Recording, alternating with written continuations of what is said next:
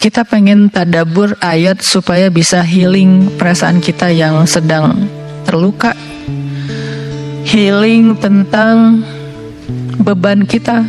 Gimana cara biar kita tuh, kalau bahasa terapis tuh, rilis beban, masalah, curhat supaya rilis gitu kan, rilis curhat.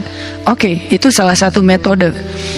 Terus apa metode lain untuk kita rilis atau kita bisa healing dengan ayat-ayat Al-Quran? Tadabbur.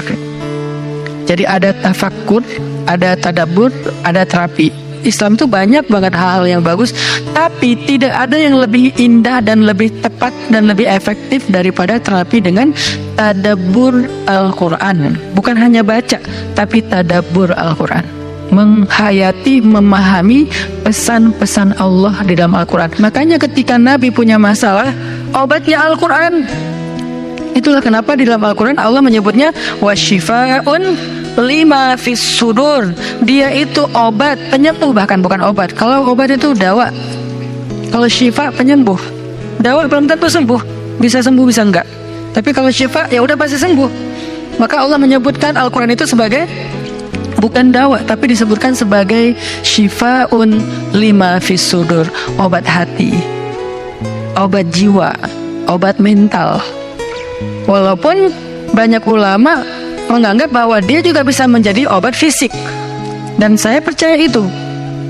Tetapi yang lebih dahsyat lagi adalah dia memang obat mental. Pertanyaannya, bagaimana menjadikan Al-Quran sebagai syifa, healing? Ayat-ayatnya gimana cara kita mentadabburinya? Semua ayat sama, cuman yang membedakan satu dengan yang lain fadilahnya. Tapi semua sama-sama istimewa. Jadi nggak boleh ada satupun ayat yang kita anggap nggak penting. Alif Lam Mim, apa pentingnya ya? Nun, Qaf, Shad, satu huruf doang. Enggak, biasa aja. Sehingga kita ngerasa membaca ayat itu nggak terlalu istimewa. Sama, satu huruf pun itu istimewa di Al-Quran. Kan kata Nabi, satu huruf seperti 10 kebaikan. Jadi kalau kita baca Nun, udah aja, alhamdulillah udah ngaji. 10 kebaikan loh itu. Tapi kalau udah tahu 10 kebaikan, ngapain satu huruf? Udah aja wal qalami wa ma yasturun, lanjut dong.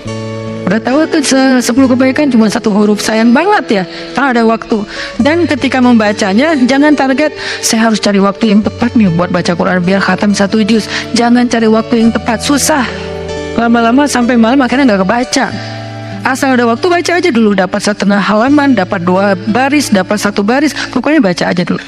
Jadi tadabbur, cara untuk bisa menjadikan Al-Quran sebagai syifa, tadabbur.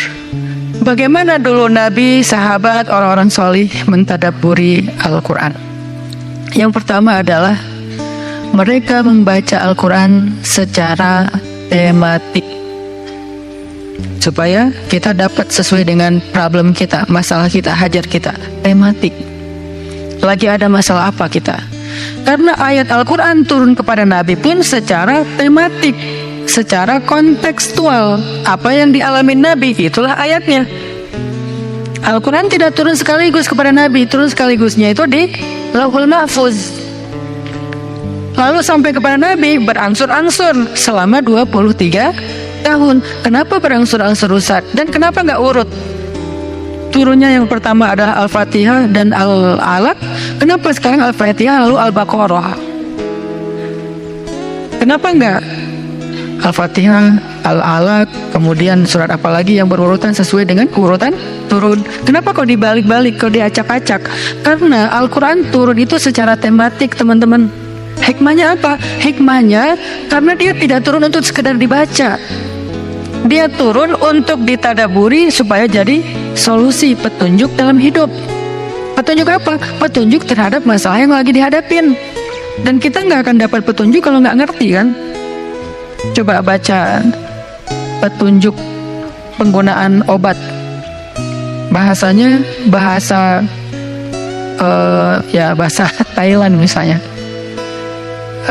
Banyak kap-kapnya. Susah kan kita? Gimana berapa hari sekali? Kayaknya 5 kali sehari deh.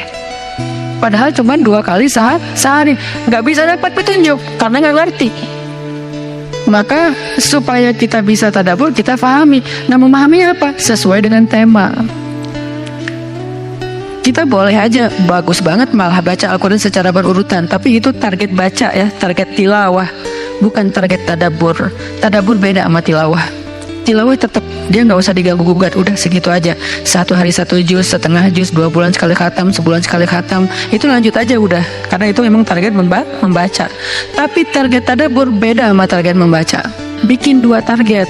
Kalau tadabbur memang gak panjang-panjang dan gak berurutan, tematik. Kita mau lagi masalah apa sih?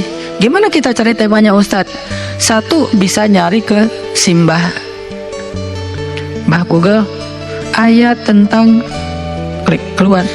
Buat kita yang mungkin kita sama nih dengan saya, masih sama-sama belajar, paling gampang tadi nanya aja ke Google, pakai aja indeks.